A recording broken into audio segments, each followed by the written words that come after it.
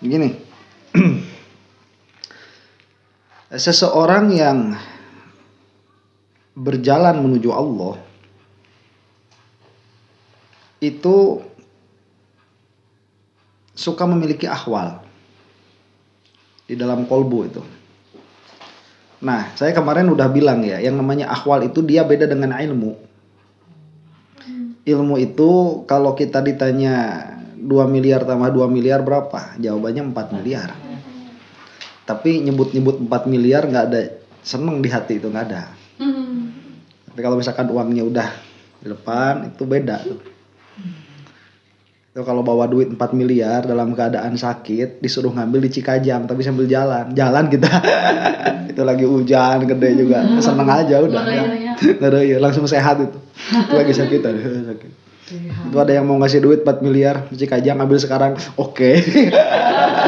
Itu berarti di dalam hatinya ada apa? Ada ahwal. Nah, ahwal ini jangan kadang-kadang begitu ya, malah sering sekali. Jangankan untuk orang lain, untuk diri kita sendiri pun makhfi, tersembunyi. Jadi kadang-kadang kita pun tidak tahu ahwal yang disimpan oleh Allah di dalam hati kita itu apa. Nah ya, jadi saroir itu dia lembut sekali. Kalau ahwal itu dia masih nampak karena kita tahu ada wijdani ya. Kita tahu kapan kita lagi sedih, kita tahu kapan kita lagi senang. Tapi kalau sudah asror, itu kadang-kadang si sohibu sirnya itu kitanya sendiri, kita tidak paham apa yang Allah simpan di dalam hati kita. Nah ini kita bisa melihat alamat apa yang Allah simpan di dalam hati. Jadi kita mau baca mana dulu nih? Ini sebetulnya ada 2. Ada nasihat untuk guru supaya bisa melihat asror murid-muridnya, atau supaya kita bisa tahu asror yang Allah simpan di dalam hati kita. Jadi asror itu dia jamak dari sir. Nah, sir itu adalah rahasia. Maksud rahasia itu adalah sesuatu yang sulit untuk diketahui. Nah, makanya untuk mengetahui sesuatu yang sulit untuk diketahui, kita harus melihat tanda-tanda dari yang jelas bisa diketahui begitu. Nah, saya bahas yang pertama dulu ya, yang dari guru kepada murid ini. Jadi si guru ini bisa melihat keadaan muridnya, karena guru ini terutama di dalam suluk, di dalam thariqah, itu harus menjaga keadaan muridnya.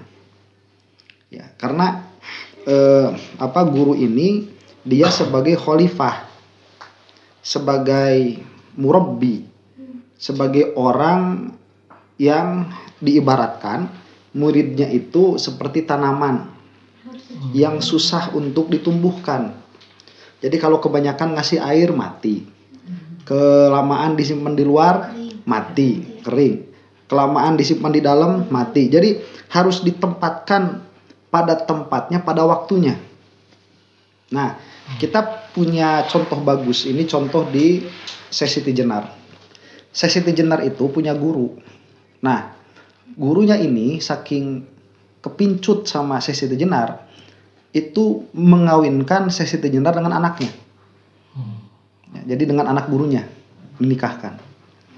Nah, waktu anaknya ini hamil, kemudian melahirkan, momen tatkala anaknya ini melahirkan, Sesiti Jenar disuruh cerai dari istrinya sama bapaknya itu, sama mertuanya. Sekarang kamu harus menceraikan istri kamu.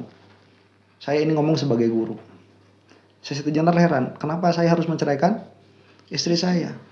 Masa nggak sayang sama anak sendiri begitu? Anak sendiri mau dijadiin janda. Kata gurunya, karena saya itu lebih sayang sama kamu daripada anak saya. Jadi kebiasaannya para ulama itu kepada murid itu lebih sayang daripada kepada anaknya. Dikatakan kenapa seperti itu? Karena sekarang istri kamu dan anak kamu sudah jadi berhala di dalam hati kamu. Itu kata gurunya tuh. Maka diceraikanlah siapa? Istrinya. Atas perintah gurunya. Yang mana gurunya ini siapanya? Mertuanya. Sekarang pertanyaannya begini, kok bisa sampai tahu gurunya itu keadaan hati muridnya? Karena nampak dari zahir. Makanya wali yang paling terkenal di antara wali 9 itu di antaranya siapa? Syekh Siti Jenar itu. Yang paling terkenal dengan ilmu batin, ma'rifatullahnya itu Syekh Siti Jenar. Karena memang pendidikan dari gurunya sampai seperti itu dan nurut. Ya. Nah, kalau kita mas sekarang udah nggak ada orang kayak gurunya Syekh Siti Jenar, udah nggak ada, udah ya. Udah nggak usah punya guru kayak gitu, udah nggak usah. Udah nggak ada orangnya sekarang.